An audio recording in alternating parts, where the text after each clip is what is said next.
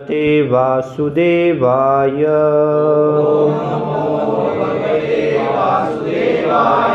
ओम नमो भगवते वासुदेवाय।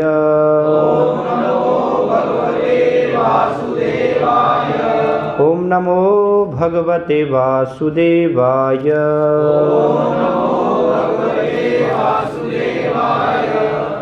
श्रीमद् भगवद गीता यथारूप अध्याय 2 गीता का सार श्लोक संख्या 13। देहिनोऽस्मिन् यथा देहे कौमारं यौवनं जरा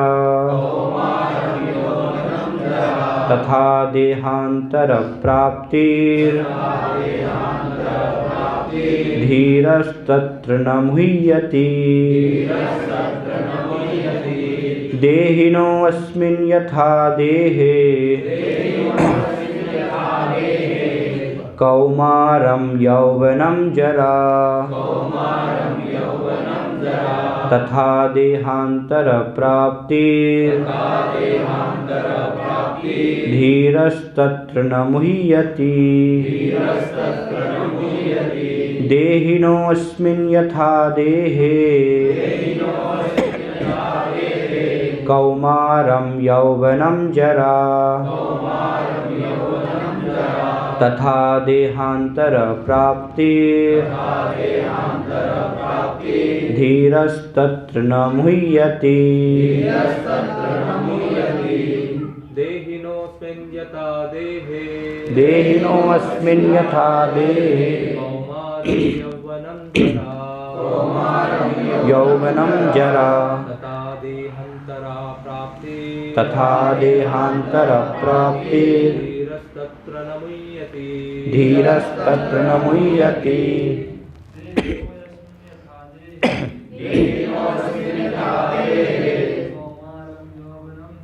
कौमारं यौवनं जरा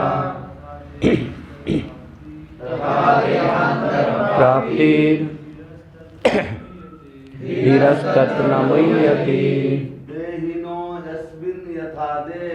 देहिनोऽस्मिन् यथा देहे कौमारं यौवनं जरा तथा देहान्तरप्राप्तिर्धीरस्तत्र न मुह्यति।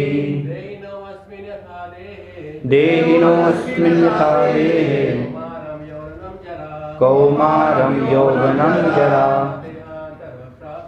तथा देहान्तरप्राप्तिर्धीरस्तत्र न मुह्यति। देहिनोऽस्मिन् यथा देहे कौमारं यौवनं जरा तथा देहान्तरप्राप्तिर्धीरस्तत्र न मुह्यति। माताएं, देहिनोऽस्मिन् यथा देहे कौमारं यौवनं जरा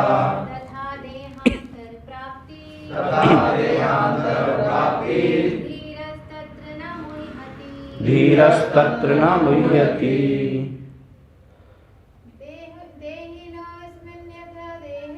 देहिनोऽस्मिन् यथा देहे कौमारं यौवनं जरा तथा देहान्तरप्राप्तिर्धीरस्तत्र न मुह्यति। शब्दार्थ: देहिनः शरीरधारी की, अस्मिन् इसमें, यथा जिस प्रकार, देहे शरीर में, कौमारम बाल्यावस्था, यौवनम यौवन, जरा वृद्धावस्था, तथा उसी प्रकार देह अंतर शरीर के स्थानांतरण की, प्राप्ति ही उपलब्धि, धीरः धीर व्यक्ति तत्र उस विषय में न कभी नहीं मुह्यति मोह को प्राप्त होता है। अनुवाद तथा तात्पर्य श्री श्रीमद्भय चरणारविंद भक्ति वेदांत स्वामी श्रील प्रभुपाद के द्वारा। जिस प्रकार शरीरधारी आत्मा इस वर्तमान शरीर में बाल्यावस्था से तरुणावस्था में और फिर वृद्धावस्था में निरंतर अग्रसर होता रहता है, उसी प्रकार मृत्यु होने पर आत्मा दूसरे शरीर में चला जाता है। धीर व्यक्ति ऐसे परिवर्तन से मोह को प्राप्त नहीं होता। तात्पर्य: प्रत्येक जीव एक व्यष्टि आत्मा है। वह प्रति क्षण अपना शरीर बदलता रहता है, कभी बालक के रूप में, कभी युवा तथा कभी वृद्ध पुरुष के रूप में। तो भी आत्मा वही रहता है, उसमें कोई परिवर्तन नहीं होता। यह व्यष्टि आत्मा मृत्यु होने पर अंततोगत्वा एक शरीर बदलकर दूसरे शरीर में देहांतरण कर जाता है, और चूंकि अगले जन्म में इसको शरीर मिलना अवश्यंभावी है, चाहे वह शरीर आध्यात्मिक हो या भौतिक। अतः अर्जुन के लिए न तो भीष्म न ही द्रोण के लिए शोक करने का कोई कारण था, अपितु उसे प्रसन्न होना चाहिए था कि वे अपने पुराने शरीरों को बदलकर नए शरीर ग्रहण करेंगे और इस तरह वे नई शक्ति प्राप्त करेंगे। ऐसे शरीर परिवर्तन से जीवन में किए कर्म के अनुसार नाना प्रकार के सुखोपभोग या कष्टों का लेखा हो जाता है। चूँकि भीष्म व द्रोण साधु पुरुष थे, इसलिए अगले जन्म में उन्हें आध्यात्मिक शरीर प्राप्त होंगे, नहीं तो कम से कम उन्हें स्वर्ग में भोग करने के अनुरूप शरीर तो प्राप्त होंगे ही। अतः दोनों ही दशाओं में शोक का कोई कारण नहीं था। जिस मनुष्य को व्यष्टि आत्मा, परमात्मा तथा भौतिक और आध्यात्मिक प्रकृति का पूर्ण ज्ञान होता है, वह धीर कहलाता है। ऐसा मनुष्य कभी भी शरीर परिवर्तन द्वारा ठगा नहीं जाता। आत्मा के एकात्मवाद का मायावादी सिद्धांत मान्य नहीं हो सकता, क्योंकि आत्मा के इस प्रकार विखंडन से परमेश्वर विखंडनीय या परिवर्तनशील हो जाएगा, जो परमात्मा के अपरिवर्तनीय होने के सिद्धांत के विरुद्ध होगा। गीता में पुष्टि हुई है कि परमात्मा के खंडों का शाश्वत अस्तित्व है, जिन्हें क्षर कहा जाता है, अर्थात उनमें भौतिक प्रकृति में गिरने की प्रवृत्ति होती है। ये भिन्न अंश नित्य भिन्न रहते हैं, यहाँ तक कि मुक्ति के बाद भी व्यष्टि आत्मा जैसे का तैसा भिन्न अंश बना रहता है। किंतु एक बार मुक्त होने पर वह श्री भगवान के साथ सच्चिदानंद रूप में रहता है। परमात्मा पर प्रतिबिंबवाद का सिद्धांत व्यवहार किया जा सकता है, जो प्रत्येक शरीर में विद्यमान रहता है, वह व्यष्टि जीव से भिन्न होता है। जब आकाश का प्रतिबिंब जल में पड़ता है तो प्रतिबिंब में सूर्य, चंद्र तथा तारे सभी कुछ रहते हैं। तारों की तुलना जीवों से तथा सूर्य या चंद्र की परमेश्वर से की जा सकती है। व्यष्टि अंश आत्मा को अर्जुन के रूप में और परमात्मा को श्री भगवान के रूप में प्रदर्शित किया जाता है। जैसा कि चतुर्थ अध्याय के प्रारंभ में स्पष्ट है, वे एक ही स्तर पर नहीं होते। यदि अर्जुन कृष्ण के समान स्तर पर हो और कृष्ण अर्जुन से श्रेष्ठतर न हो, तो उनमें उपदेशक तथा उपदिष्ट का संबंध अर्थहीन होगा। यदि ये दोनों माया द्वारा मोहित होते हैं, तो एक को उपदेशक तथा दूसरे को उपदिष्ट होने की कोई आवश्यकता नहीं है।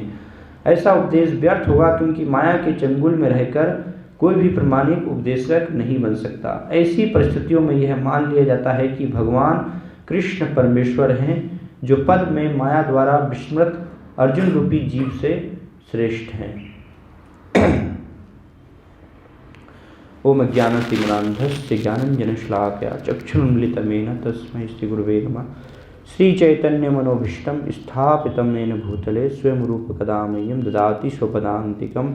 वन्देऽहं श्रीगुरो श्रीयुतपदकमलं श्रीगुरून् वैष्णवांश्च श्रीरूपं साग्रजातं सहगण रघुनाथान्वितं तं सजीवं साद्वैतं सावधूतं परिजनसहितं कृष्णचैतन्यदेवं श्रीराधा कृष्णपादान् सहगण ललिता श्रीविशाखान्वितांश्च। जय श्री कृष्ण चैतन्य प्रभु नित्यानंद श्री अद्वैत गदाधर श्रीवासादि गौर भक्तवृंद। हरे कृष्णा कृष्ण कृष्ण हरे हरे, हरे राम राम राम हरे हरे। देहिनो यस्मिन् यथा देहे कौमारं यौवनं जरा तथा देहांतर प्राप्ति धीरस्तत्र न मुह्यति।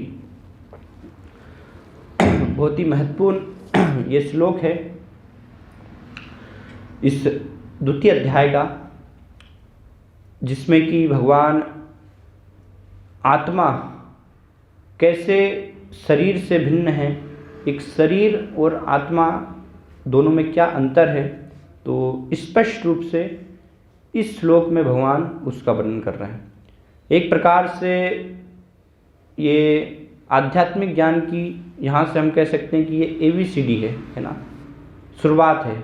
जब तक हम ये नहीं समझते हैं कि पदार्थ और चेतन में क्या अंतर है ना, एक जड़ और चेतन में क्या अंतर है, कैसे हम जड़ पदार्थ से, जो कि ये शरीर है, उससे अलग हैं, एक चेतन वस्तु हैं, आत्मा हैं, जब तक ये नहीं समझेंगे तब तक आध्यात्मिक जीवन में हम आगे नहीं बढ़ सकते। तो इसलिए ये प्रारंभिक अवस्था है, शुरुआत है ना, यहाँ से शुरुआत होती है हमारे आध्यात्मिक जीवन की। इसलिए प्रारंभ में ही भगवान ये इस द्वितीय अध्याय में अभी यहाँ पर ये आत्मा के विज्ञान का वर्णन कर रहे हैं।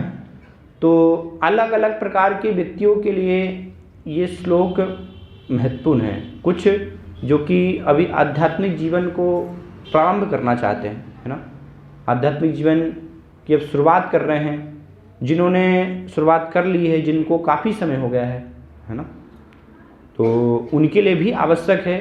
और जो उच्च स्तर पर पहुंच गए हैं, जिन्होंने ये साक्षात्कार कर लिया है कि हाँ हम शरीर नहीं आत्मा हैं, तो उनके लिए भी ये श्लोक को सुनना, बार बार जानना बहुत ही आवश्यक है ना। कई बार ऐसा होता है कि लोग समझते हैं कि हाँ शुरुआती अवस्था के लिए आवश्यक है ना, ये श्लोक तो देहिनो यस्मिन् यथा देह है कि हम शरीर नहीं हैं, है ना, शरीर से अलग हम आत्मा है। तो ये तो हमने कितनी बार सुना है ना। जैसे जैसे भक्ति में आकर के कुछ लोगों को काफ़ी समय हो जाता है तो वो सोचते हैं कि ये अब इसकी हमें आवश्यकता नहीं, हमें और कुछ सुनना चाहिए, भगवान की दूसरी लीलाओं के बारे में, अंतरंग लीलाओं के बारे में हमें सुनना चाहिए। लेकिन हम देखते हैं कि श्रील प्रभुपाद बार बार जो हैं अपने प्रवचनों में या आगे भी भागवतम में, श्रीमद् भागवतम में या भगवद गीता में भी आगे के अध्यायों में भी इस श्लोक का उद्धरण देते हैं और वर्णन करते हैं कि हम ये समझे कि हम कैसे ये शरीर नहीं है, शरीर से भिन्न आत्मा है। तो जो प्रारंभिक स्तर पर है उनके लिए महत्वपूर्ण है। इसको समझना क्यों महत्वपूर्ण है? क्योंकि इसको समझे बिना उनकी आध्यात्मिक जीवन में आगे प्रगति नहीं होगी, है ना। और जो थोड़े एक स्तर पर प्रगति कर चुके हैं तो उनके लिए भी जानना क्यों आवश्यक है, क्योंकि इसको समझ करके कैसे हम दूसरों को भी बता पाएँ, है ना, व्यवहारिक रूप से दूसरों को भी ये वर्णन कर पाएँ कि कैसे हम शरीर नहीं आत्मा है ना। हमने जान लिया ठीक है ना, लेकिन चैतन्य महाप्रभु का आदेश है, पृथ्वी ते आछे यत नगरादिग्राम सर्वत्र प्रचार हुई वो मेरा नाम, है ना। भगवान श्री चैतन्य महाप्रभु बताते हैं कि हर एक नगर में, ग्राम में मेरे नाम का जो है प्रचार होगा। और भगवान श्री कृष्ण भी स्वयं 18वें अध्याय में आगे वर्णन करेंगे कि जो मेरे संदेश का प्रचार करता है, दूसरों को ये ज्ञान देता है, बताता है, तो वो मेरा सबसे प्रिय है ना, वो मुझे सबसे अधिक प्रिय है। तो उससे हम भगवान के प्रिय बनते हैं। तो इसलिए उस स्तर के व्यक्तियों के लिए भी महत्वपूर्ण है, और जो उच्च स्तर पर है उनके लिए भी महत्वपूर्ण है। क्योंकि किसी भी स्तर पर ऐसा नहीं सोचना चाहिए कि हाँ अब हमने जान लिया तो हमें आवश्यकता नहीं है ना। क्योंकि माया जो है बहुत ही प्रबल है। भगवान कहते हैं मम माया दुरत्तया, मेरी जो माया शक्ति है उसको पार करना बहुत ही कठिन है, लांघना, है ना, बहुत ही दुस्तर है। क्योंकि भगवान की शक्ति है, एक जीव से श्रेष्ठ है माया शक्ति। तो इसलिए किसी व्यक्ति ने अगर समझ भी लिया है तो भी ये संभावना है कि वो अगर बार बार ये नहीं जानेगा, नहीं सुनेगा कि हाँ मैं शरीर नहीं, मैं आत्मा हूँ, वो अगर हमेशा स्मरण नहीं रखेगा तो क्या होगा, ये संभावना है कि वो देह से आसक्त हो जाए, वापस दोबारा से उसकी चेतना जो है शरीर में आ जाए कि हाँ मैं ये शरीर हों, है ना। माया किसी भी क्षण जो है हमें विस्मृत कर सकती है।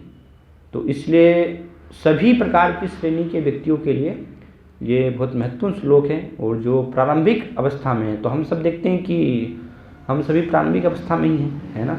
हम सुनते हैं हम शरीर नहीं आत्मा है, लेकिन उसका साक्षात्कार नहीं होता है ना। साक्षात्कार इतना जो है आसान नहीं है। तो इसलिए बहुत आवश्यक है इसको हमें समझना आध्यात्मिक जीवन में प्रगति करने के लिए। और भौतिक जगत में हम देखते हैं कि जो भी हमारी समस्याओं का, हमारी चिंताओं का, हमारे दुख का कारण है, तो वो कारण एकमात्र यही है कि हम अपनी पहचान शरीर से करते हैं, है ना।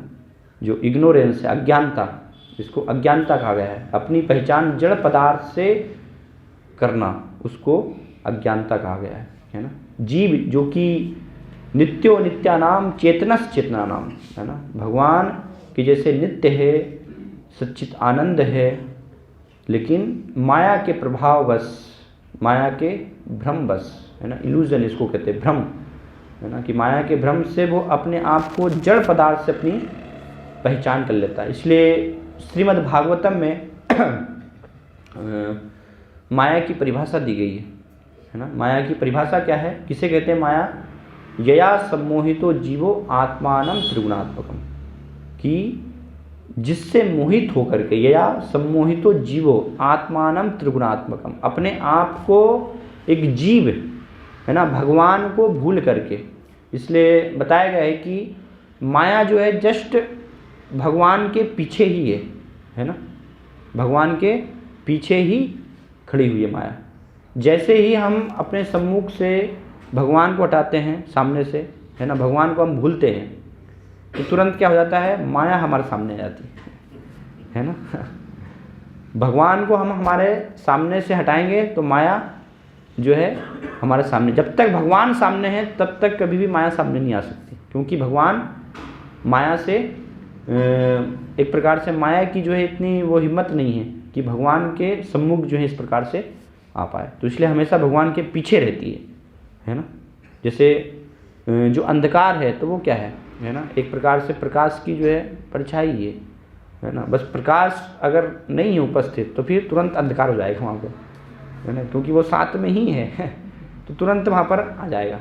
वो प्रकाश अगर है तो फिर अंधकार नहीं होगा। तो इसलिए बताया कृष्ण सूर्य सम, है ना, कृष्ण जो है वो सूर्य के समान है, प्रकाश है। माया है अंधकार, है ना, माया जो है वो अज्ञानता अंधकार के समान है। जहाँ कृष्ण तहाँ नहीं माया अधिकार, जहाँ पर भी कृष्ण है ना, वहाँ पर माया का जो है कभी भी प्रभाव नहीं होगा। तो कृष्ण को अपने सम्मुख रखना, अर्थात कैसे हम अपने सामने जो है हमेशा रख सकते हैं, है ना, जब हम निरंतर 24 घंटे हर समय हर क्षण भगवान के नाम गुण रूप लीलाओं के जब जो है कीर्तन में, है ना, उनके श्रवण में मग्न है, हमेशा जो है किसी भी एक क्षण के लिए भी हम भौतिक कार्यों में लिप्त नहीं है।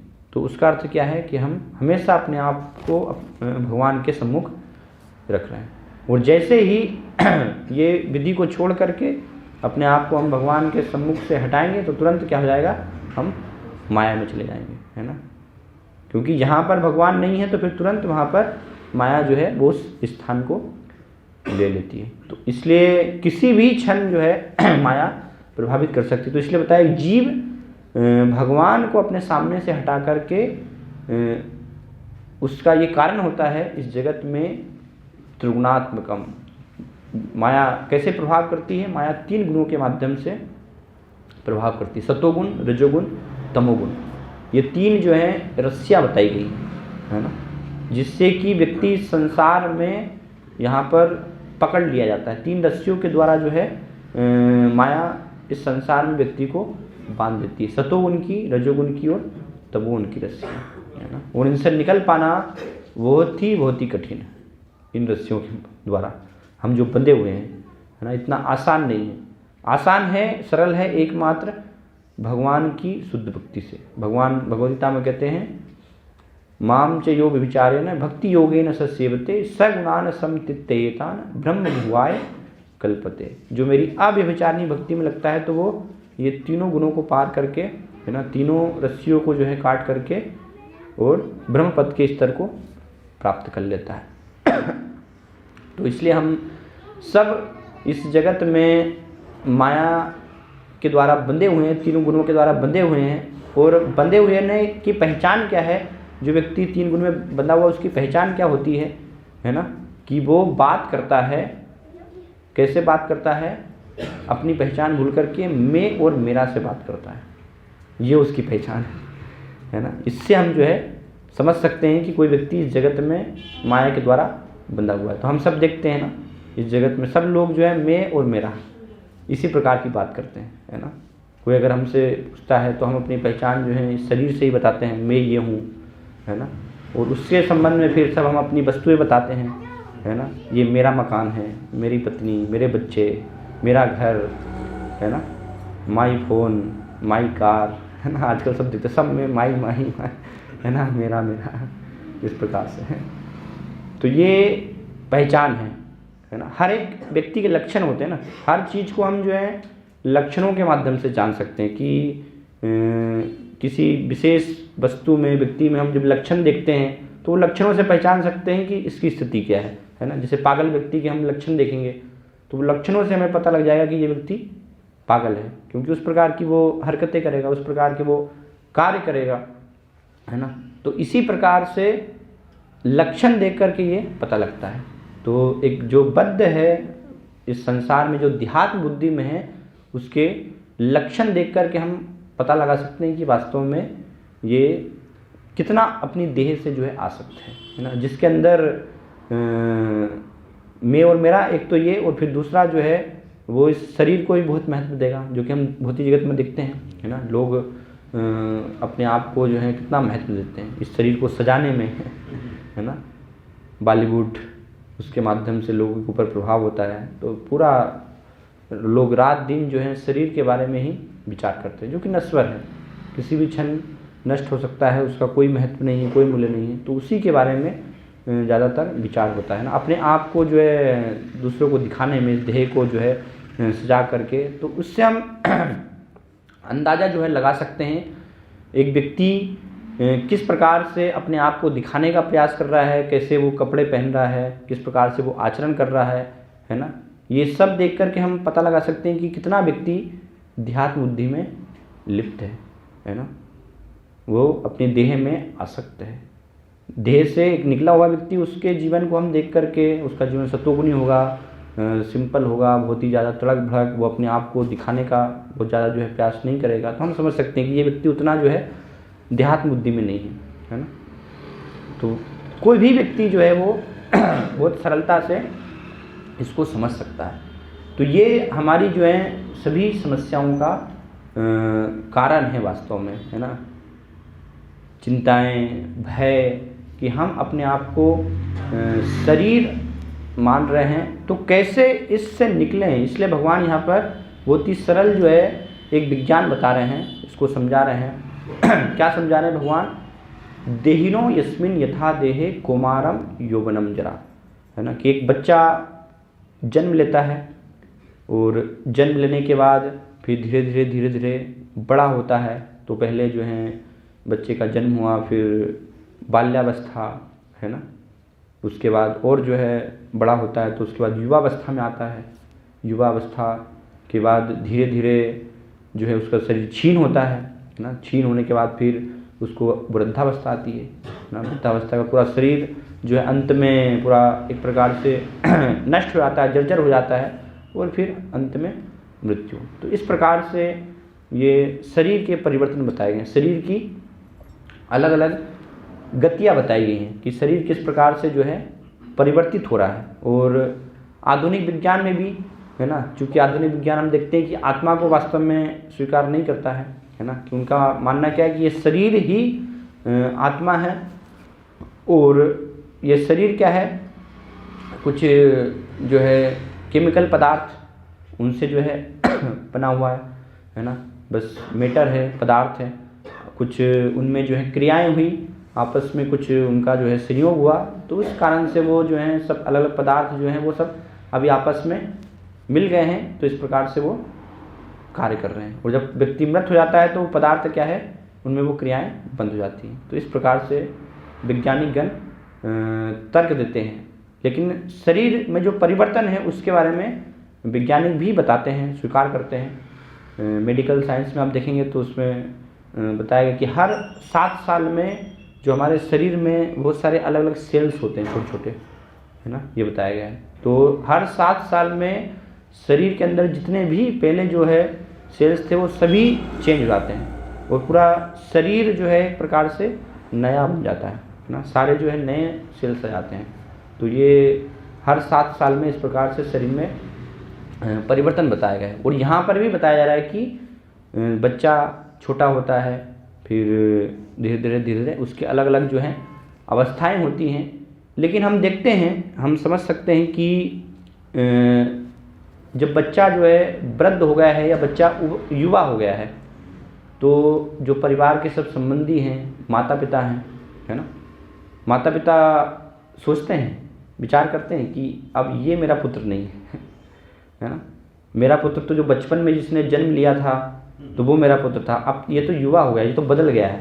हम देखते भी है ना, अगर हमारी जो है बचपन की हम पिक्चर देखेंगे, फ़ोटो देखेंगे, तो बचपन में हम अलग दिखाई देते थे, है ना, लेकिन युवावस्था में हम अलग दिखाई देते हैं। वही एक वृद्ध व्यक्ति फिर हो जाएगा तो उस अवस्था में और उसमें जो है परिवर्तन हो जाएगा, है ना, अलग वो दिखाई देगा।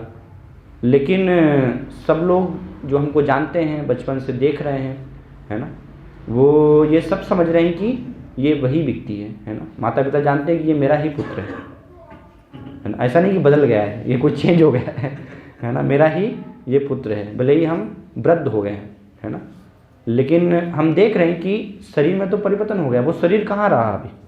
शरीर जो एक बच्चे का शरीर था तो वो शरीर अभी कहाँ रहा, है ना, जब बच्चा बड़ा हो गया है, युवा हो गया है, तो वो शरीर फिर कहाँ रहा? तो फिर हम कैसे उसको मान रहे हैं कि हाँ ये मेरा ही बच्चा है, ये मेरा ही पुत्र है ना, क्यों हम उसको स्वीकार कर रहे हैं? तो साधारण सी ये समझ है कि इससे हम समझ सकते हैं कि वास्तव में शरीर में तो परिवर्तन होता है, लेकिन जो शरीर जिसके कारण कि वास्तव में शरीर कार्य कर रहा है ना, क्योंकि शरीर जो है वो क्या है, भूमि, रापो, अनिलो, वायु, खम, है ना, ये 5 तत्वों से मिलकर के शरीर बनता है। तो ये 5 जो तत्व हैं ये जड़ पदार्थ हैं, ये आपस में जड़ पदार्थ कुछ भी कार्य नहीं कर सकते हैं ना, टेबल अपने आप से कुछ कार्य नहीं कर पाएगा, ये जड़ पदार्थ है, इसको कुछ कार्य करवाने के लिए एक व्यक्ति चाहिए, है ना, एक जीवित व्यक्ति जिसके अंदर की चेतना है ना, जीवित होने का जो है लक्षण है, चेतना के लक्षण से हम जान सकते हैं। वैज्ञानिक गण उसको स्वीकार नहीं करते क्योंकि उनका क्या मानना है कि हम आत्मा को देखते नहीं हैं, है ना, लेकिन जैसे मैंने बताया कि हर चीज़ को हम लक्षण से जाना जाता है ना, तो वैसे ही आत्मा को भी उसके लक्षणों से जाना जाता है कि चेतना, किसी व्यक्ति के अंदर जो है चेतना कार्य कर रही है ना, वो बात कर रहा है, चल फिर रहा है, धीरे धीरे बड़ा हो रहा है। एक बच्चा जो शरीर में परिवर्तन क्यों होता है? क्योंकि शरीर में आत्मा है, अगर आत्मा नहीं है तो शरीर में कोई भी परिवर्तन नहीं होगा, है ना। एक बच्चे से फिर शरीर जो है युवा नहीं हो पाएगा। जैसे ही आत्मा त्याग देती है तो हम देखते हैं कि एक दिन के अंदर शरीर सड़ने लगता है, शरीर से जो है बदबू आने लगती है ना। अगर उसको हम ज़्यादा दिन रखेंगे तो पूरा शरीर जो है बेकार हो जाएगा। क्यों? क्योंकि वो जड़ पदार्थ है, उसका कोई भी महत्व नहीं है। तो इसलिए बहुत सुंदर यहाँ पर सरल तरीके से भगवान जो है सरल उदाहरण से समझा रहे हैं, है ना, कि जैसे एक शरीर में परिवर्तन होता है, अलग अलग जो है बच्चा जन्म ले रहा है, वो युवा होता है, फिर धीरे धीरे वृद्ध होता है, उसका मरण होता है, लेकिन जो व्यक्ति है ना, इसलिए भगवान इसके पहले के श्लोक में स्पष्ट रूप से इसका वर्णन किए और इस श्लोक में भी श्लोकात तात्पर्य में इसको समझा रहे हैं कि हर एक जीव क्या है, एक व्यष्टि आत्मा है ना। हर जीव अलग अलग है ना, सब एक ही नहीं है। ये मायावाद सिद्धांत इसको अच्छे से समझना बहुत ही आवश्यक है। अगर भक्ति के प्रारंभ में ही हम इसको स्पष्ट अगर नहीं समझते हैं, जिसको कि भगवान यहाँ पर समझा रहे हैं, तो फिर भक्ति में हम आगे नहीं बढ़ पाएंगे। अगर ये सिद्धांत हमारा रहेगा कि हाँ हम एक ही हैं, तो वो व्यक्ति फिर भक्ति नहीं कर सकता, वो व्यक्ति फिर भगवान को नहीं जान पाएगा। इसलिए ये समझना आवश्यक है कि जीव क्या है, भगवान का अंश है ना। भगवान जो है वो परमात्मा है, परमेश्वर है, स्वामी है, नियंता है उसके जो है ना। एक जीव कभी भी ईश्वर नहीं हो सकता, वो कभी भी स्वामी, कभी भी नियंता नहीं हो सकता है। तो इसको समझने की बहुत ही इसलिए भगवान 12वें श्लोक में, इसके पहले के श्लोक में ये वर्णन किए हैं कि तुम और मैं सब अलग अलग हैं। सारे जीव जो सब कुछ हैं ये सभी अलग अलग, हर एक जो है आत्मा है इस प्रकार से, है ना। तो सब एक नहीं है कि बस ये किसी भी प्रकार से जीवन प्राप्त हुआ है, इस जीवन के अंत के बाद, समाप्त होने के बाद सब कुछ एक हो जाएगा, नहीं, ऐसा नहीं है, है ना। सब अलग अलग जो हैं रहेंगे और अलग अलग स्थिति के अनुसार उनको फिर आगे भी जन्म लेना पड़ेगा, है ना। कारणम गुण संगोस्य सद असद योनि जन्मसु। श्रीमद् भागवत में बताया गया कि हर एक व्यक्ति आत्मा जो है अपने कर्मों के अनुसार, जो भी एक वर्तमान जीवन में उसने कर्म किए हैं, तो उन कर्मों के अनुसार कारणम गुण संगो अस्य सद असद योनि जन्मसु, उसको जो है अच्छी और बुरी योनियाँ कर्मों के अनुसार प्राप्त होती है। और वो कैसे प्राप्त होती हैं? कर्मणा देव नेत्रेण जंतुर देहो उपपत्तये, है ना। जो देव है, देवी देवता हैं, उनके नियंत्रण में, उनके मार्गदर्शन में अलग अलग जो हैं योनियाँ जीव को उनके कर्मों के अनुसार प्रदान की जाती है। तो इसलिए हमें समझना है कि शरीर में परिवर्तन हो रहा है ना। हम समझ सकते हैं, हम खुद भी एक व्यक्ति जो एक आत्मा भी है, वो भी ये समझ सकता है कि मैं वही हूँ जो मैं एक बच्चे के शरीर में था, है ना। मैं अभी बड़ा हो गया हूँ, लेकिन मैं वही आत्मा हूँ, है ना। और वृद्धावस्था तक, मृत्यु पर्यंत भी एक शरीर में वही आत्मा रहूँगा, लेकिन मेरा शरीर परिवर्तित हो रहा है ना। मेरा शरीर जो है बार बार बदल रहा है। तो जब बच्चे से शरीर युवावस्था में आया, अर्थात क्या हुआ? बच्चे का शरीर मर गया, है ना। शरीर परिवर्तन हो रहा है, बच्चे का शरीर मर गया है, लेकिन हम उसको जो है देख नहीं पा रहे हैं, है ना। जो 3 गुणों में बंधा हुआ व्यक्ति है, तो वो देख नहीं पाता कि कैसे शरीर में परिवर्तन हो रहा है। भगवान वही यहाँ पर समझा रहे हैं कि एक धीर व्यक्ति देख सकता है, जो अधीर व्यक्ति है वो ये नहीं देख पाता है ना। धीरज तत्र न मुह्यति, धीर व्यक्ति मोहित नहीं होता है ना। तो हम उसको देख नहीं पा रहे हैं, लेकिन माता पिता को आनंद होता है उसमें। ऐसा नहीं कि वो शोक मनाते हैं, है ना। शोक मनाते हैं क्या कि मेरा बच्चा जो है बचपन से युवा हो गया है, तो वो रोने लगते हैं, शोक मनाने लगते हैं, अरे क्यों बड़ा हो गया ये, है ना, बच्चा ही रहना चाहिए था। नहीं, प्रसन्नता होती है ना कि युवा हो रहा है धीरे धीरे, तो प्रसन्नता होती है ना। लोग खैर बुढ़ापा आता है तो प्रसन्नता नहीं होती, लोग चाहते हैं कि हम बस जवानी रहें हमेशा, है ना। बुढ़ापा किसी को भी अच्छा नहीं लगता है, लेकिन शरीर के लिए आवश्यक है ना, कि अगर वो बचपन से युवावस्था उसको प्राप्त हुई है, तो फिर युवावस्था के बाद वृद्धावस्था भी आएगी, है ना, बुढ़ापा भी आएगा, वो भी स्वाभाविक है। तो उसमें हम देखते हैं कि शरीर तो मर रहा है हर समय, है ना। जब बच्चे का शरीर युवावस्था में चला गया तो बच्चे का शरीर मर गया, युवावस्था से जब वृद्धावस्था जाएगी तो युवावस्था का शरीर नहीं रहा। तो हर क्षण हम देख रहे हैं कि शरीर क्या है, वास्तव में मृत हो रहा है ना। लेकिन आत्मा जो चेतन है, वो आत्मा शरीर में है, वो वही है ना, वास्तव में। और जब अंतिम जो अवस्था है, अंतिम अवस्था क्या बताई गई है? मृत्यु, जिसको बताया गया ना। जब पूर्ण रूप से शरीर छीन हो जाता है, कोई किसी प्रकार से वो जब कार्य का नहीं रह जाता उस आत्मा के लिए, तो उसको कहा गया है अंतिम अवस्था, है ना। जिसमें कि पूर्ण रूप से सारा शरीर जो है परिवर्तित हो जाता है। उस अवस्था में फिर आत्मा जो है शरीर को छोड़ देती है ना, आत्मा शरीर से निकल जाती है। तो इसलिए उसमें कोई शोक का, दुख का जो है कारण वास्तव में नहीं होना चाहिए, क्योंकि एक बुद्धिमान व्यक्ति देख रहा है कि बचपन से शरीर परिवर्तित हो रहा है ना। तो शरीर परिवर्तित, इसलिए यहाँ पर उदाहरण दिया जा रहा है। भगवान जो है समझा रहे हैं कि अगर अर्जुन जो कि मोहित हो रहा था कि हाँ ये सारे जो मेरे गुरु द्रोण हैं, भीष्म पितामह, ये सब मारे जाएंगे, तो उसको शोक मना रहा था। लेकिन भगवान क्या समझा रहे हैं कि ये उनका शरीर का परिवर्तन होगा, है ना। तो अगर शरीर में परिवर्तन हो रहा है तो अच्छी बात है ना। एक पुराना शरीर छोड़ करके अगर उनको नया शरीर प्राप्त होने वाला है अपने कर्मों के अनुसार, तो उसमें शोक करने का क्या कारण है?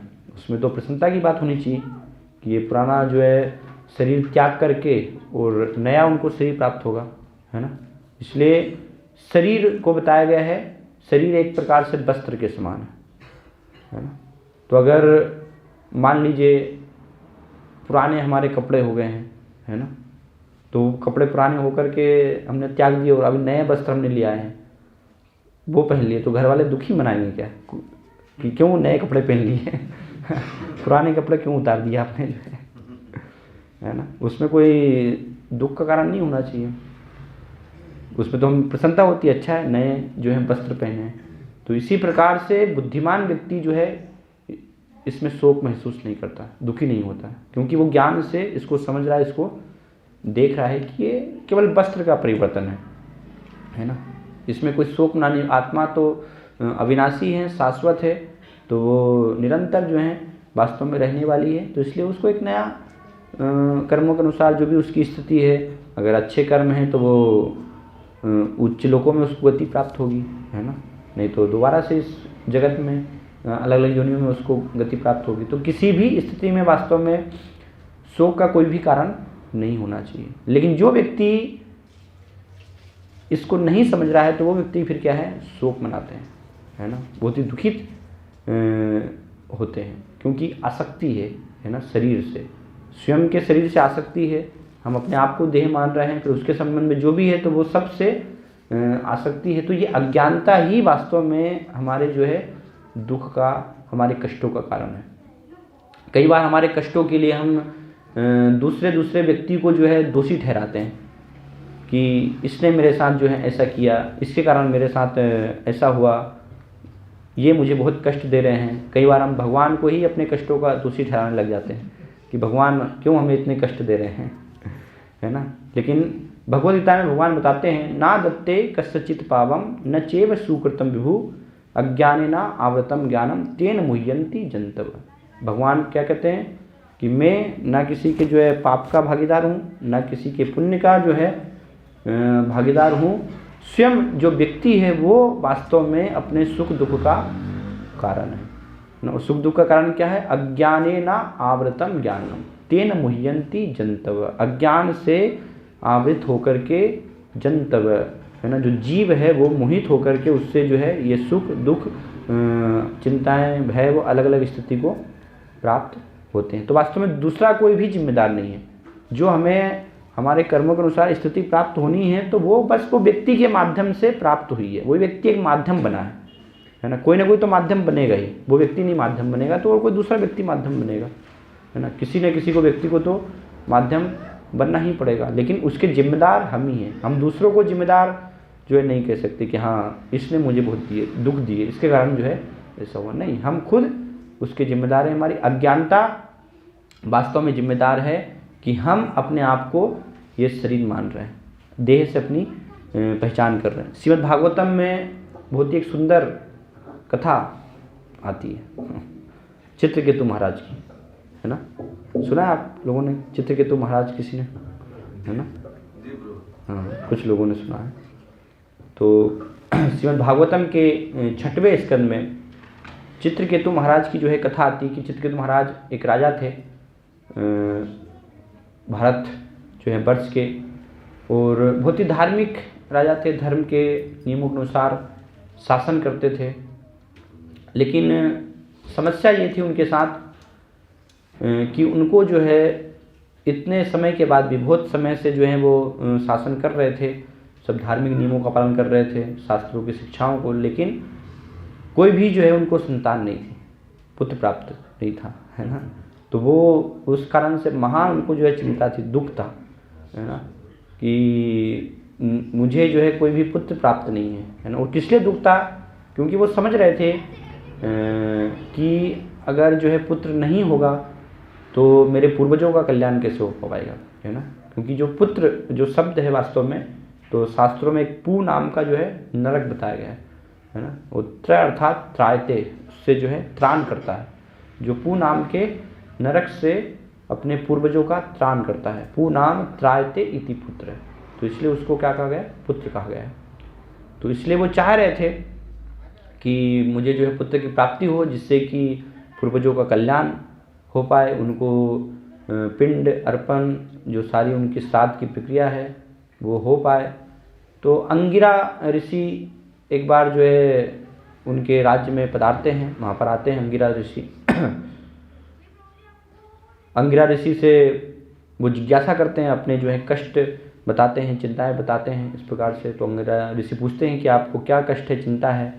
चित्रकेतु महाराज बताते हैं कि आप तो जानने वाले हैं सब कुछ, है ना, ऋषि हैं तो आप तो सब कुछ अपनी दिव्य दृष्टि से जो है समझ सकते हैं। फिर भी आप मुझसे जो है पूछ रहे हैं तो मैं बताता हूँ कि सब कुछ जो है राज्य है, वैभव है, ऐश्वर्य है, सारी चीज़ें हैं, लेकिन फिर भी जो है मेरे पूर्वजों का उद्धार करने के लिए पुत्र नहीं है, संतान नहीं है ना। तो ये ही एकमात्र मुझे जो है कष्ट है। तो अंगिरा ऋषि तो वास्तव में देख पा रहे थे क्योंकि वो ज्ञानी थे, है ना, कि इनके जो है भाग्य में पुत्र नहीं है। तो वास्तव में ज्ञानी जो व्यक्ति है उसको चाहिए कि अगर ठीक है नहीं है जो चीज़ तो उसके लिए व्यर्थ का क्यों प्रयास किया जाए, संतुष्ट रहा जाए, है ना, वो उसको चाहिए। तो वो उसको फिर क्या होगा, कष्ट नहीं होगा, वो व्यक्ति दुखी नहीं होगा कभी भी, है ना। वो स्थिति को अगर ज्ञान से समझने का प्रयास कर रहा है कि मेरी ऐसी स्थिति वास्तव में क्यों है ना। जो उसको देखने का प्रयास नहीं करते तो फिर शोक मनाते हैं, नहीं फिर बलपूर्वक कि कैसे जो है इस स्थिति को बदला जाए, है ना। वर्तमान में सब मोटिवेशनल स्पीकर हम देखते हैं उसी लिए है ना, कि नहीं किसी को भी जो है सबको जो है मोटिवेट कर देंगे और सबको जो है नंबर 1 बना देंगे। नहीं, तुम्हारे भाग्य में नहीं है तो फिर कैसे हो पाएगा ना। सबके अलग अलग जो है कर्मों की स्थिति है, तो जो उसको स्थिति प्राप्त हुई उसके अनुसार उसको संतुष्ट रह के उस स्थिति में कार्य करना चाहिए, है ना कि बस हम हर एक को जो है मोटिवेट करके और सबको उस स्तर पर पहुंचा देंगे। नहीं, वो संभव नहीं है ना। तो ऐसे लोग फिर धोखा खाते हैं। लोग सोचते हैं नहीं मैं भी प्रयास करूंगा तो प्रयास से प्राप्त हो जाएगा, मेहनत से सब कुछ जो है हम कर सकते हैं लेकिन मेहनत से खाली कुछ भी नहीं होता है ना। कुछ हमारा जो भाग्य है पूर्व निर्धारित तो वो भी होना चाहिए, है ना। बहुत आवश्यकता है उसको समझने की। तो इसलिए अंगिरा ऋषि बताना भी चाहते थे तो, लेकिन उस स्थिति में जो चित्रकेतु महाराज थे तो अंगिरा ऋषि ने विचार किया कि अगर अभी मैं इनको बताऊंगा तो ये समझ नहीं पाएंगे, है ना, इस स्थिति में, क्योंकि पूरा आसक्त हैं ये पुत्र मोह से, पुत्र चाहते हैं, है ना, कि मेरा पुत्र हो। तो इनको ज्ञान दिया जाएगा तो ये समझ नहीं पाएंगे कि आप संतुष्ट रहिए, ये आपके भाग्य के अनुसार नहीं प्राप्त हो रहा तो कोई बात नहीं, उसके लिए हमें प्रयास करने की आवश्यकता नहीं है ना। जैसी भी स्थिति उसमें हम संतुष्ट रहें। तो उन्होंने पूछा तो फिर ठीक है, अंगिरा ऋषि ने बताया कि मैं कुछ यज्ञ करने का जो है प्रबंध करता हूँ, आपकी अगर इच्छा है ना, लेकिन प्राप्त तो आपको हो जाएगा, लेकिन क्या होगा, ये आपके सुख का भी कारण बनेगा और दुख का भी, है ना, दोनों का जो है कारण बनेगा। तो अंगिरा ऋषि ने जो है यज्ञ किया और कुछ इस प्रकार से ऋषि की कृपा से उनको जो है पुत्र की प्राप्ति हुई, है ना। तो बहुत प्रसन्न हुए चित्रकेतु महाराज। कितने समय के बाद उनको जो है पुत्र की प्राप्ति हुई है तो उससे पूरा मोहित हो गए, उसके पूरे मोह में बंध गए। शांत हम देखते भी हैं है ना, कि संतान पुत्र होती है तो सबको जो है अच्छा लगता है, तो पूरा मोह में सब बन जाते हैं पुत्र के मोह में, है ना।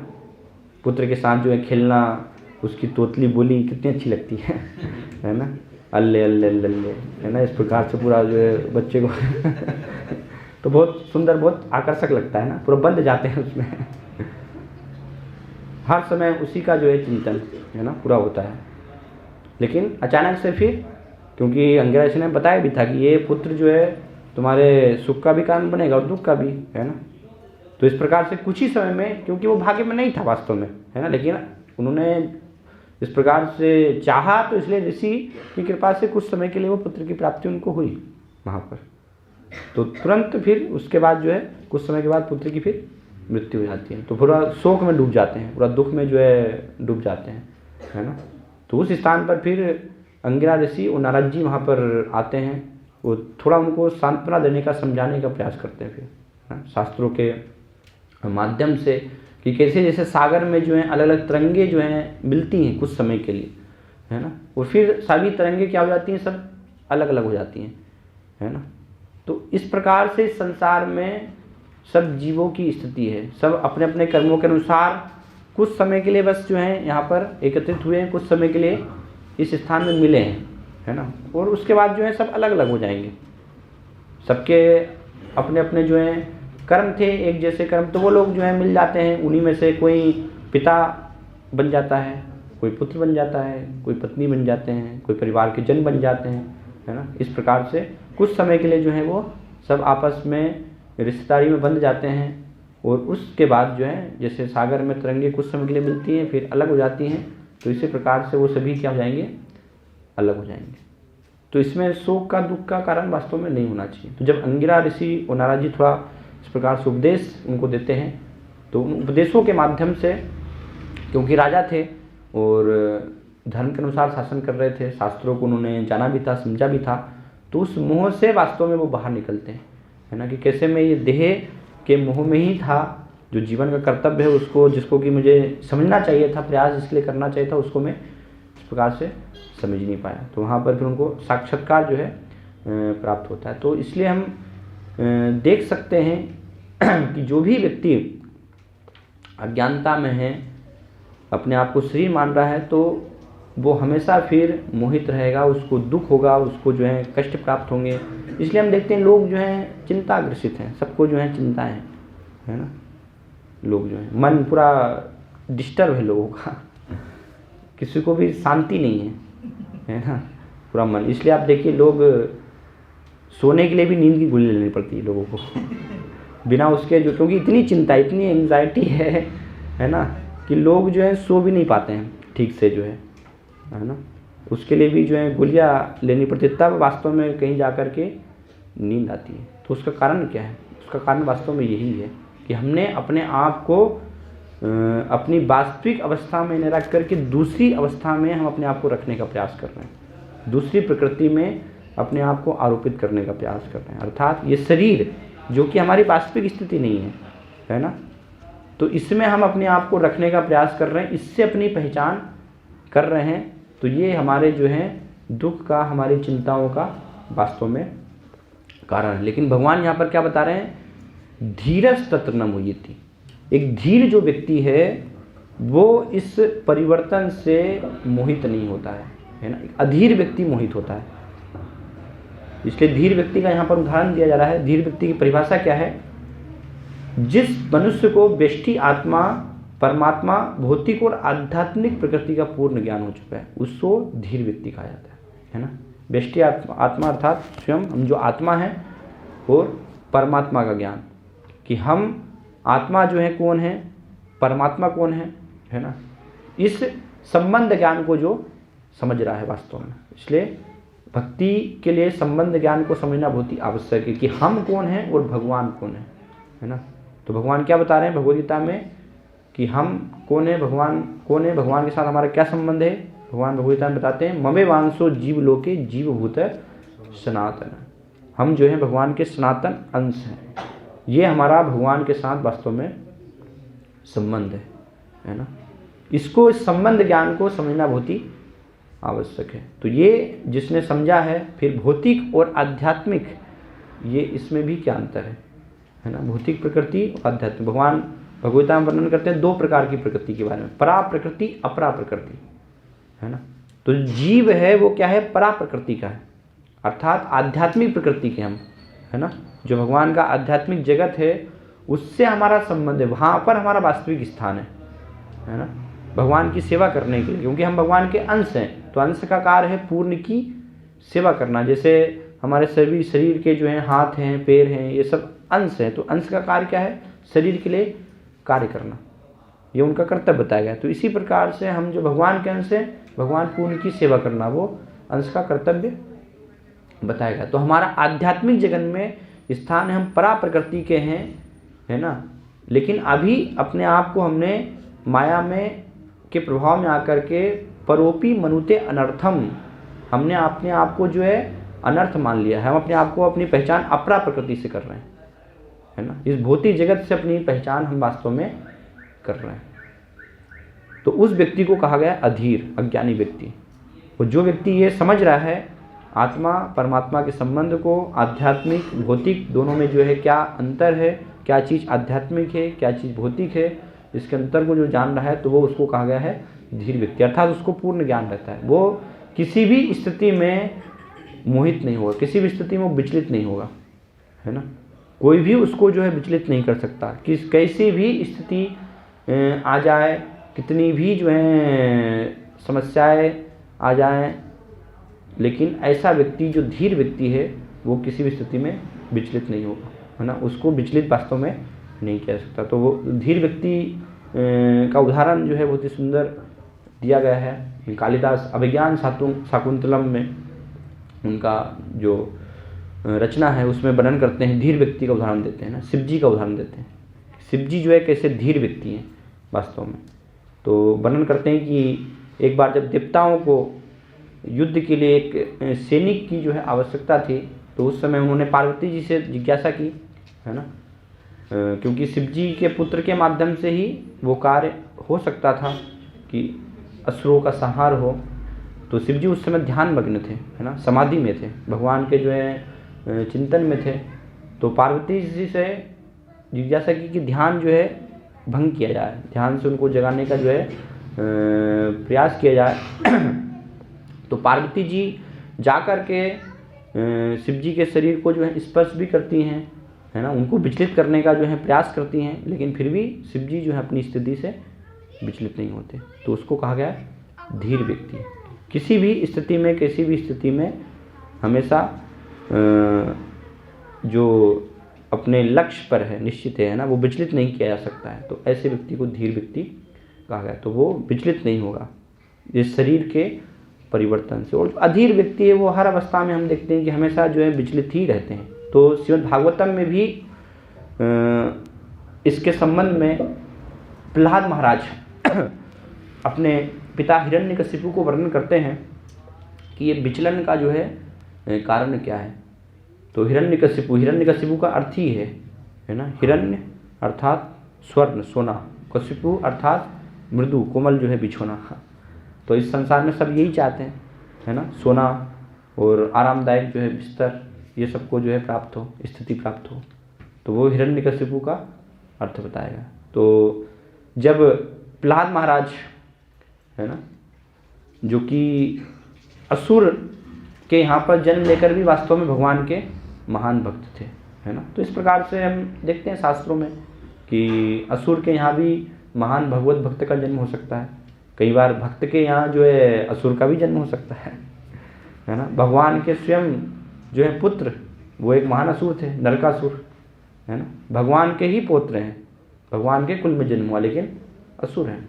और यहाँ पर हम देख रहे हैं कि असुर के कुल में महान भक्त प्रहलाद महाराज। प्रहलाद का अर्थ ही है प्रकृष्ट रूपेण आह्लाद, है ना, के अर्थात हमेशा जो नित्य आनंद में है ना, जिन्होंने आनंद की पूर्णता को प्राप्त कर लिया है, तो उनको कहा गया है प्रहलाद। इसलिए उनका जो है प्रहलाद महाराज नाम बताया गया है कि हमेशा नित्य जो है आनंद में। कैसे? आध्यात्मिक आनंद। नित्य आनंद वास्तव में वो आध्यात्मिक आनंद है। भौतिक आनंद कोई भी आनंद नहीं है, वो नित्य आनंद नहीं हो सकता। भौतिक आनंद क्या है? केवल क्षणिक आनंद, कुछ समय के लिए, है ना। हर स्थिति में हम देख सकते हैं वो आनंद कुछ समय का है। भौतिक तत्वों के माध्यम से, भौतिक पदार्थों के माध्यम से जो भी हम आनंद प्राप्त करने का प्रयास करेंगे वो केवल जो है क्षणिक है, कुछ समय का है, वो शाश्वत नहीं हो सकता। शाश्वत आनंद एकमात्र जब भगवान से हमारा संबंध होगा, वही शाश्वत आनंद है, जिसको प्राप्त कर लेने के बाद और कुछ प्राप्त करने की फिर इच्छा नहीं रह जाती है ना। व्यक्ति वो उस आनंद में पूर्ण रूप से मग्न हो जाता है और वो आनंद फिर कभी कम नहीं होता उसका। तो ये वास्तविक आनंद की परिभाषा दी गई है।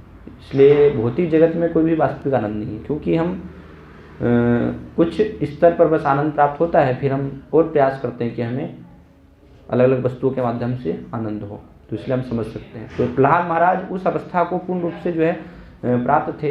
तो हिरण्यकशिपु ने गुरुकुल में जो है उनको शिक्षा लेने के लिए भेजा कि शिक्षा जो है प्राप्त हो, मेरा जैसा महान जो है असुर बने ना प्रहलाद महाराज भी, क्योंकि पिता जिस प्रकार से है तो पिता चाहते हैं कि पुत्र भी मेरे जैसा ही जो है बने, मेरे पदचिन्हों पर चले। तो हिरण्यकशिपु चाहते थे कि ये भी असुर बने, है ना।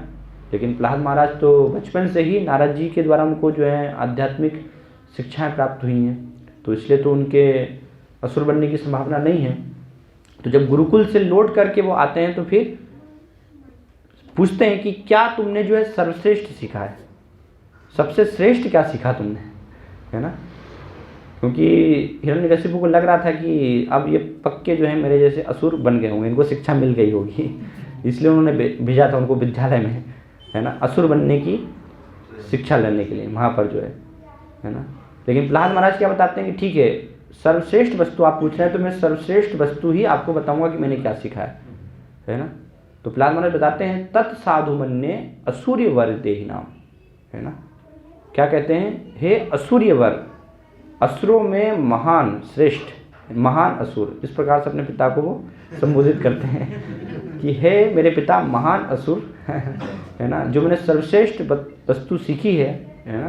तत्साधु मन्ये असुर वर्य देहि नाम सदा समुद्विग्न ध्यान, कि संसार में जिसको भी ये देहिनाम, ये देह जो शरीर जो है प्राप्त हुआ है, तो वो क्या है, सदा समुद्विग्न ध्यान, हर समय जो है समुद्विग्न अर्थात चिंताग्रस्त है ना, हर समय जो है वो विचलित है, सदा समुद्विग्न। तो हम देख सकते हैं इस भौतिक जगत में, है ना, हर एक जो है मनुष्य की इसी प्रकार से स्थिति, जो भी स्वर्ण के पीछे, आरामदायक स्थिति के पीछे, शरीर को जो है आरामदायक बनाने के लिए भौतिक संसाधनों के पीछे भाग रहा है, तो उसकी स्थिति क्या है कि वो और ज़्यादा जो है उसके जीवन में कष्ट आ रहे हैं, और ज़्यादा वो चिंताओं से ग्रसित हो रहा है ना। चिंताओं में ऐसा व्यक्ति पूरा डूबा जा रहा है। तो इस प्रकार से प्रहलाद महाराज जो हैं बताते हैं कि ऐसा व्यक्ति पूर्ण रूप से जो है चिंता में डूबा हुआ है। उसका कारण क्या है, सदा समुद्विग्न ध्यान असत ग्रहात, है ना।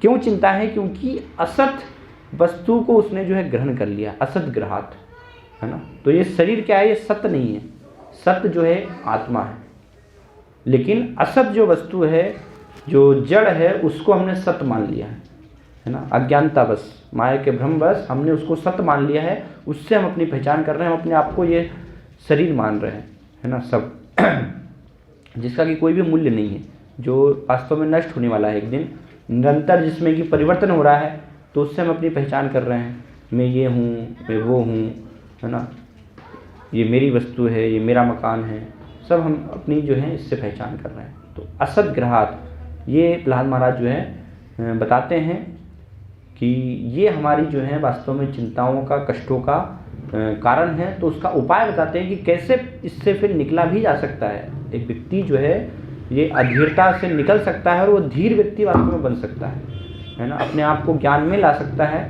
तो उसके लिए प्रहलाद महाराज क्या बताते हैं, हित्वात पातम गृहम अंधकूपम, है ना, इस गृहम अंधकूप को त्याग करके, हित्वात पातम गृहम अंधकूपम वनम गतो यद हरिम आश्रयेत, कि हरि की शरण में जाना चाहिए, हरिम आश्रयेत।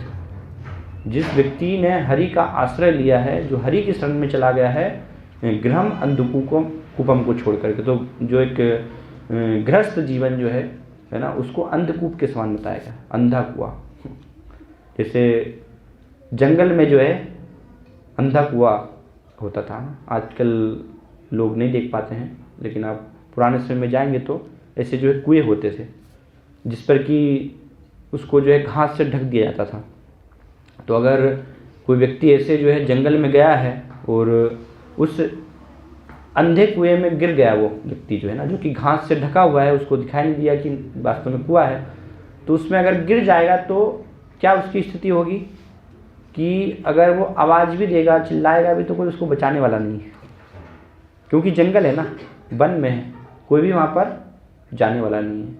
तो उसी में व्यक्ति जो है रहेगा और उसकी मृत्यु हो जाएगी, है ना। वो भगवान के भरोसे अगर उसकी जो है इस प्रकार से भाग्य है, भगवान की कृपा है, तो हो सकता है कि ऐसी स्थिति से वो बच भी जाए। तो ये संसार की तुलना इस प्रकार से प्रहलाद महाराज जो हैं कहते हैं कि ऐसी संसार में जो शरीर से आसक्त हैं, उनकी ये स्थिति, गृहम अंधकूपम में वो फंसे हुए हैं। तो उनको इसको त्याग करके वनम गतो यद हरिम आश्रयेत, है ना, भगवान हरि की शरण में जाना चाहिए, उनका आश्रय लेना चाहिए। तो उनके आश्रय से इस अंधकूप से हम बाहर निकल सकते हैं, इस असत ग्रहात, जिससे कि हम अपनी पहचान कर रहे हैं, असत वस्तु का हम जो है त्याग कर सकते हैं और वास्तविक सत्य वस्तु को हम जान सकते हैं, हम प्राप्त कर सकते हैं, जो हमारी शाश्वत वास्तविक हमारी अवस्था है। हम धीर व्यक्ति बन सकते हैं, और जब धीर हम बन जाएंगे भगवान हरि का आश्रय लेने से, हरि का शरण लेने से, तो उस स्थिति में फिर इस परिवर्तन से हम मोह को प्राप्त नहीं होंगे, है ना। जो शरीर में परिवर्तन हो रहा है, किसी की मृत्यु होगी, आत्मा जो है शरीर को छोड़कर चली जाएगी, तो उसमें हमें फिर दुख नहीं होगा, कष्ट नहीं होगा, किसी भी स्थिति में हम विचलित नहीं होंगे। हर स्थिति में भगवान की भक्ति में हम जो है वास्तव में लगे रहेंगे। तो ये एक भक्त की स्थिति होती है। जब वो ये समझ लेता है तो फिर कोई भी उसको विचलित नहीं कर सकता, है ना।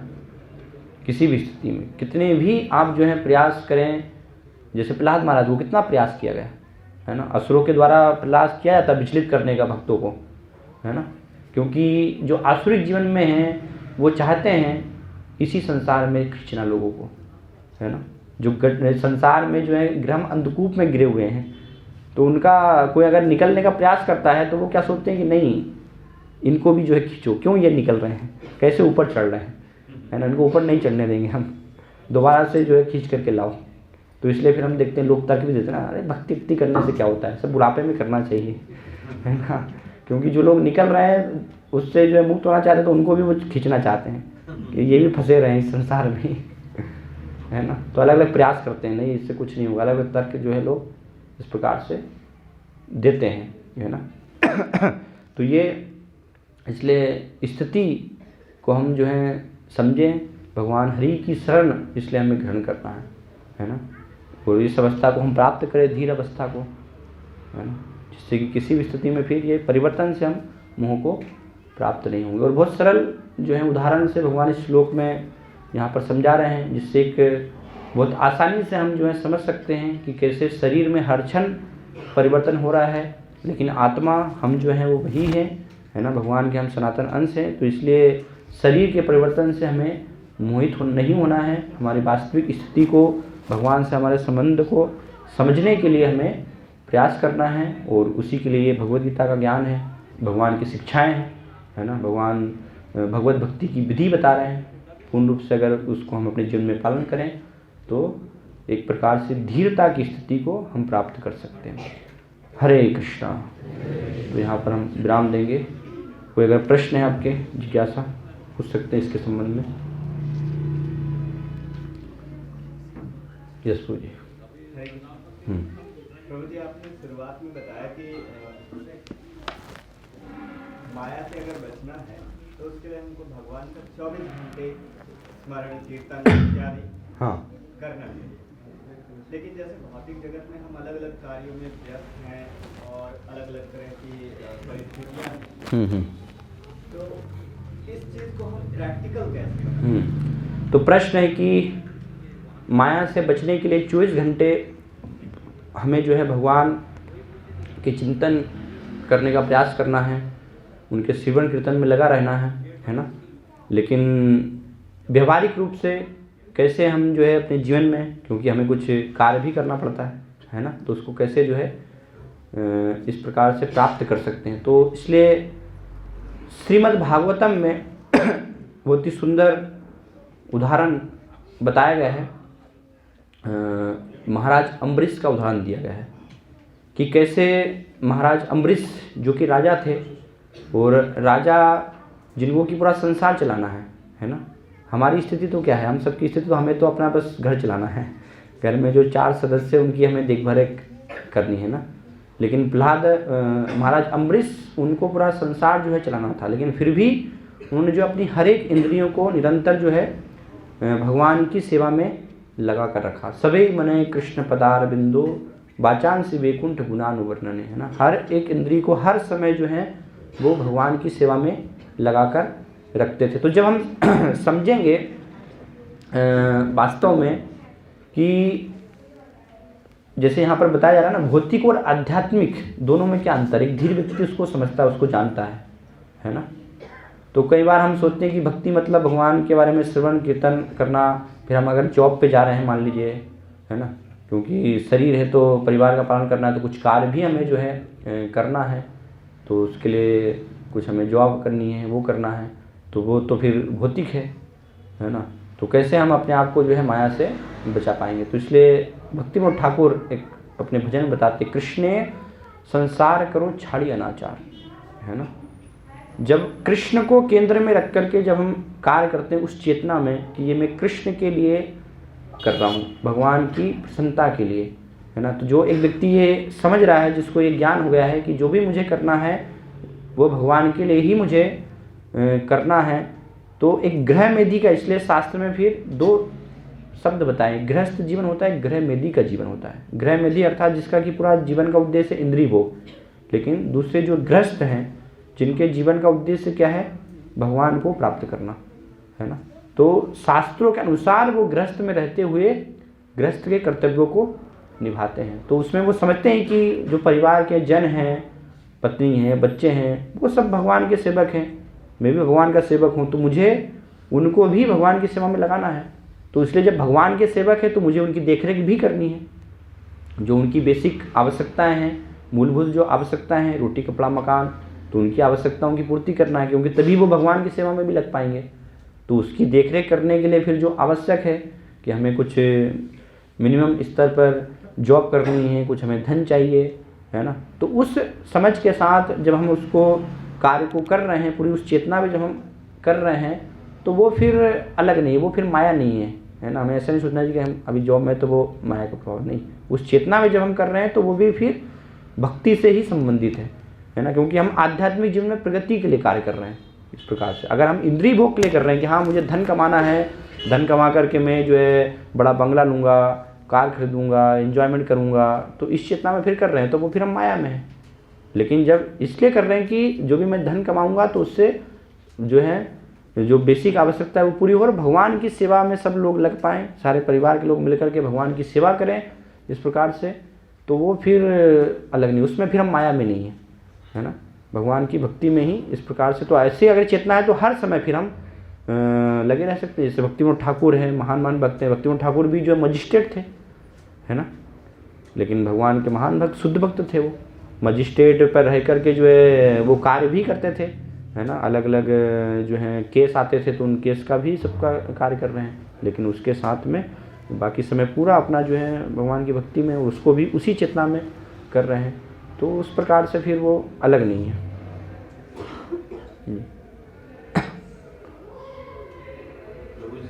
जी, जैसे व्यक्ति को ज्ञान तो है कि वो आत्मा है तो देह नहीं है, लेकिन जैसे बालक है उसके लिए अगर या पिता है उसके बालक की मृत्यु हो जाए या एक पत्नी की पति की मृत्यु हो जाए तो वो तो उस पर आश्रित है।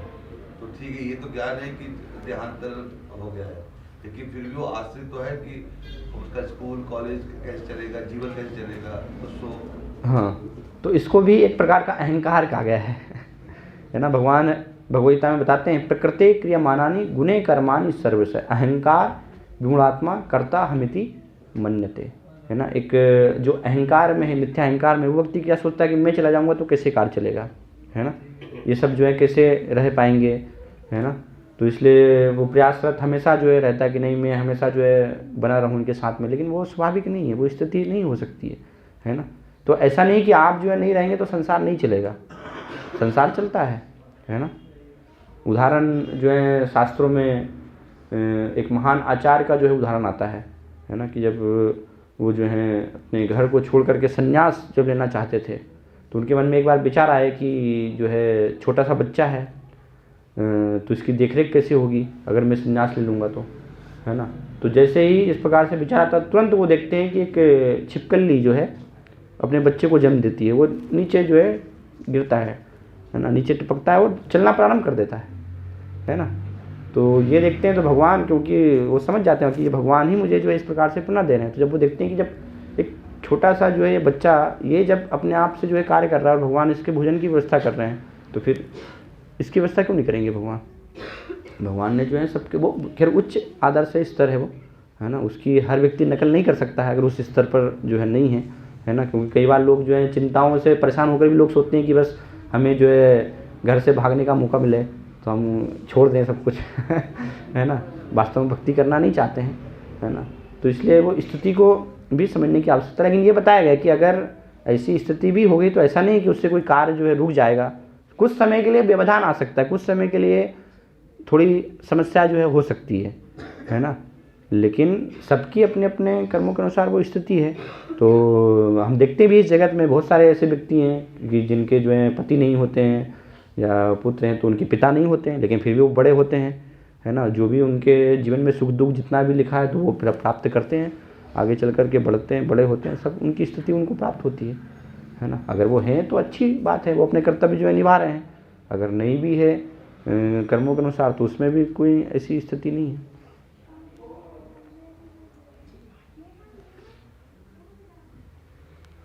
ठीक है, और कोई? ठीक है। श्रीमद् भगवद गीता यथारूप की जय, श्री प्रभुपाद की जय।